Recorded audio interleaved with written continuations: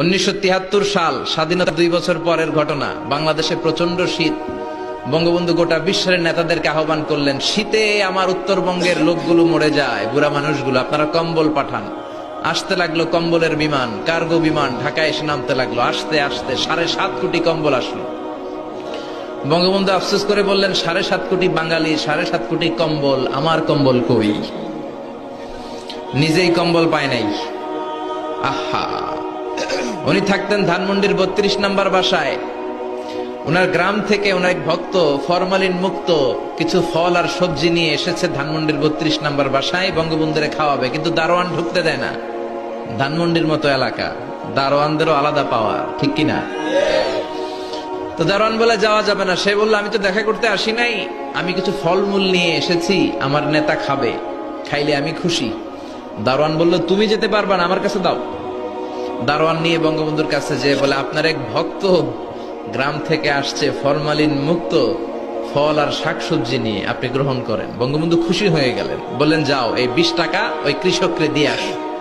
দারোয়ান এই 20 টাকা নিয়ে যাওয়ার সময় ভাবে, বঙ্গবন্ধু যে আমারে 20 টাকা দিছে কৃষককে দেওয়ার জন্য, বঙ্গবন্ধু যে দিল এটা তো কৃষক জানে না, এক কাজ করি 10 টাকা আমার পকেটে রেখে দেই। তো বাংতি করে 10 টাকা পকেটে রেখে বাকি 10 টাকা নিয়ে কৃষককে বলে, এই নাও। বঙ্গবন্ধু খুশি হয়ে তোমাকে 10 টাকা দিয়েছে। কৃষক বলে, না, টাকার জন্য তো আমি আসি নাই, টাকা লাগলে তো আমি বাজারেই বেচতে পারতাম, যেরকম, ঠিক কিনা? আমি এসেছি আমার নেতা খাবে, এমনি খাবে, টাকা লাগবে কেন? খাইলেই আমি খুশি। এই টাকা আমি নিতে পারবো না, ফেরত দিয়ে আসো। দারোয়ান কয়, আমিও ফেরত দিতে পারবো না। এই শুরু হলো ঝগড়া। ঝগড়া দেখে বঙ্গবন্ধু 2 তলা থেকে নেমে আসলেন, এসে বললেন, কি হয়েছে? কৃষক বলে, আমার প্রিয় নেতা, আপনি ফল খাবেন এমনি, টাকা দিলেন কেন? টাকা লাগলে তো বাজারেই বেচতাম, এই টাকা আপনি ফেরত নেন, এই নেন আপনার 10 টাকা। বঙ্গবন্ধু কয়, 10 টাকা? আমি তো দিছি 20 টাকা।